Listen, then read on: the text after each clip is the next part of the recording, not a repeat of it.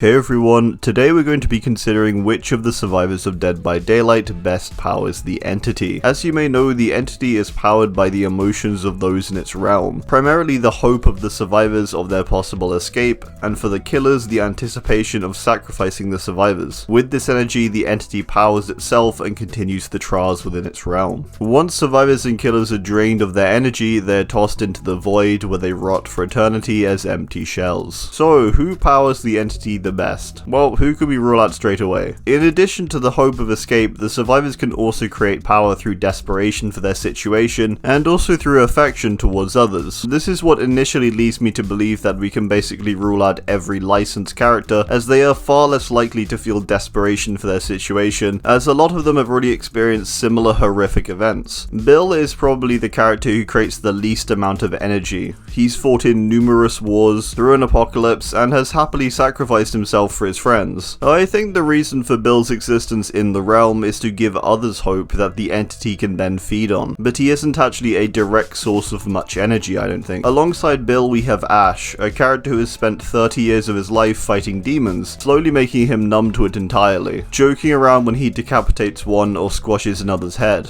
In this way, Ash may be the one to create the least energy, as he laughs in the face of pure evil and allows his dumb luck to get him by. By this extension, we can probably assume he's thinking a similar thing about his current entity-given situation. So he's another case of giving others hope, and that being his way of feeding the entity. These two are almost like booster beacons for the more hopeful survivors.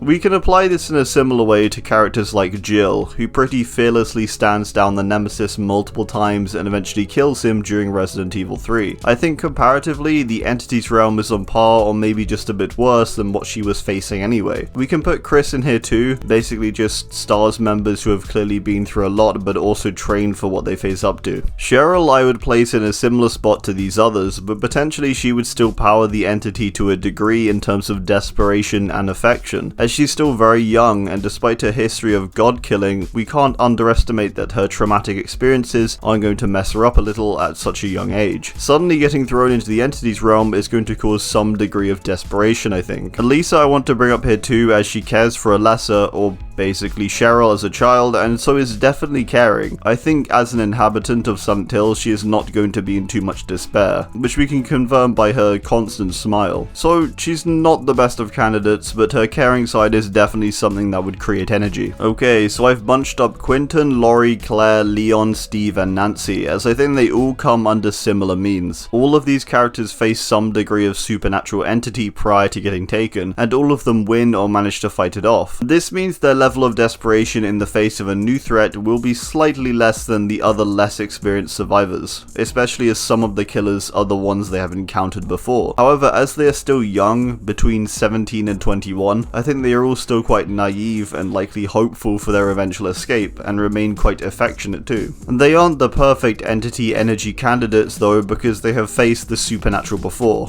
However, they will be quite good as power sources, as they give hope but are also hopeful themselves. For Tapp, we can assume that through his prior life as a detective that he is used to seeing some gruesome stuff, but likely not to the extent of the entity's realm, nor anything to a supernatural degree. I think his paranoia around who he suspects and his general concerns for others is going to feed the entity plenty. So although he may not be too desperate nor have too much hope, I think he would have a lot of affection for others around him, being in a role of protection. It may even be his concern for others that feeds the entity. We can also group Cybil in here too. As a police officer, she is going to have similar traits and a desire to see others safe. She's been through Silent Hill, so likely a bit more resistant to her new surroundings over Tapp. Okay, let's move on to the original characters now. Elodie is a character who researches the entity prior to getting taken, and so is likely the most knowledgeable about the threat being faced. This makes her likely less desperate and more prepared. It probably means she has little hope, as she knows the extent to which the entity functions, but she would still be good for being affectionate toward other survivors, knowing they do not know what the future holds for them. David is a character who I also think is meant to give others hope more than be hopeful himself. He is the stereotypical tough guy who's gone to bare-knuckle fight clubs and was a debt collector. However, from his perks like "we're gonna live forever" and also how he is referred to by his friends in the lore, he puts very little value on his own life, but more so on the lives of others. So whilst he doesn't tick the boxes of desperation nor being hopeful, weirdly it is likely affection and his protection protection of others that makes David worthwhile for the entity, but by no means its best source. Yui is a character that on first appearance is fearless, facing down the Oni in her trailers and fighting off her stalker in the lore. However, I think there definitely is a fear for Yui, which is losing those around her. In the lore, she relies heavily on her group, the Sakura 7, who support her, and she supports in return. So despite her lack of desperation, I think she will have hope to save others like she did with her motorcycling years and affection for those around her. She's not quite the perfect energy source though, due to a lack of desperation and not being fearful of many of the things she faces, supernatural or otherwise. Kate is seemingly the perfect candidate for producing energy for the entity. She is hopeful and so will likely have hope for escape. She's affectionate and caring, as stated throughout the lore, described as a ray of hope in the realm. However, where Kate falls down as the perfect energy candidate is that I don't think she is ever going to be in a state of desperation, as one of the only survivors to have actually previously fought back the entity itself. The amount of hope she may produce for other survivors though is likely substantial, and so valuable to the entity. So again, she's more of a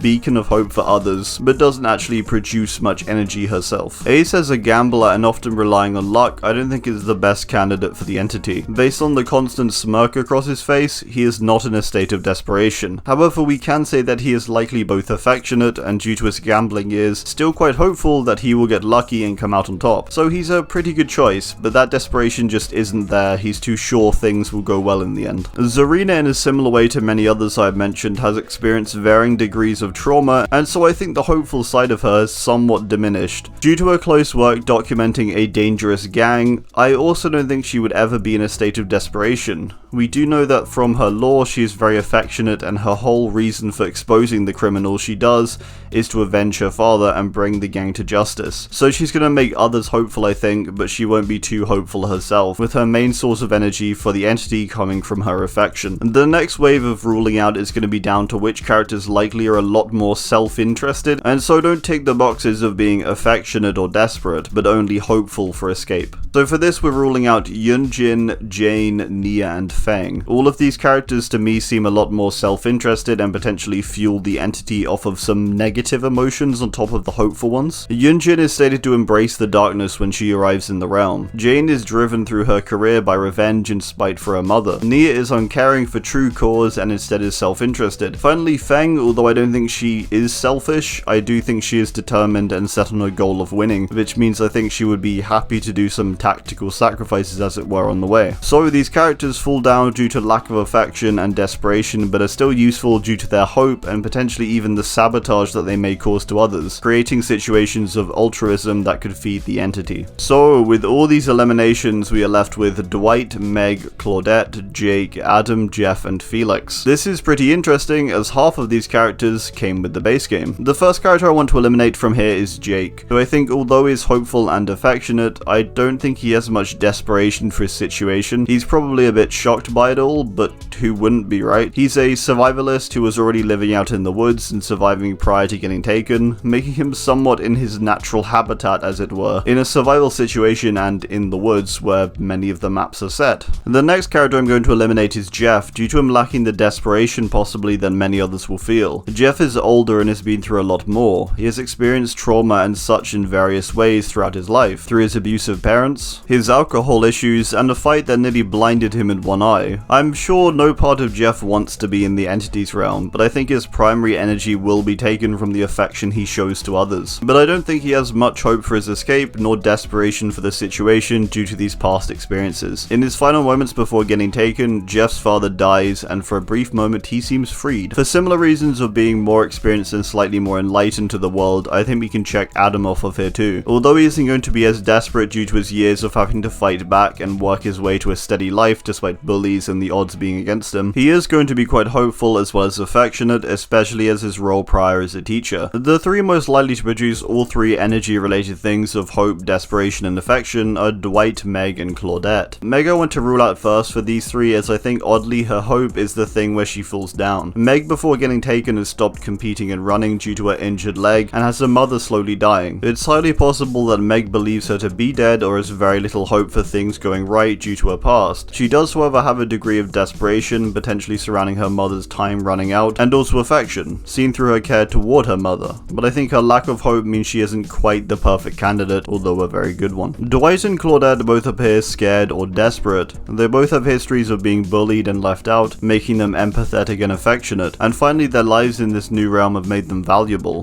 Dwight is a leader and Claudette due to her skill in botany and healing, where back in the real world they were outcasts. This means that they are providing some degree of hope to the other survivors, making them kind of great for the entity in every aspect. But who is even more perfect for the entity? Well, my conclusion is Felix. Felix is a character who experienced an encounter with the entity at a young age, witnessing it taking or possibly murdering his parents, who prior were trying to prepare him for its arrival. Left alone with nightmares and a weighing need to solve what had happened, he locks himself away in his work, after he believes the search to be futile. Unlike Elodie, he gives up to some degree. He starts over and builds his architectural firm, Richter and Golder, and just before he is taken, he is told he is a father and has a child on the way. Felix is a kind and affectionate person. He's desperate due to being torn from his family and life's work, yet he's likely hopeful due to having some degree of knowledge of the entity, and also has the strange possibility of maybe finding his parents, who he seems to truly love and miss in the lore. He also provides the other survivors with hope,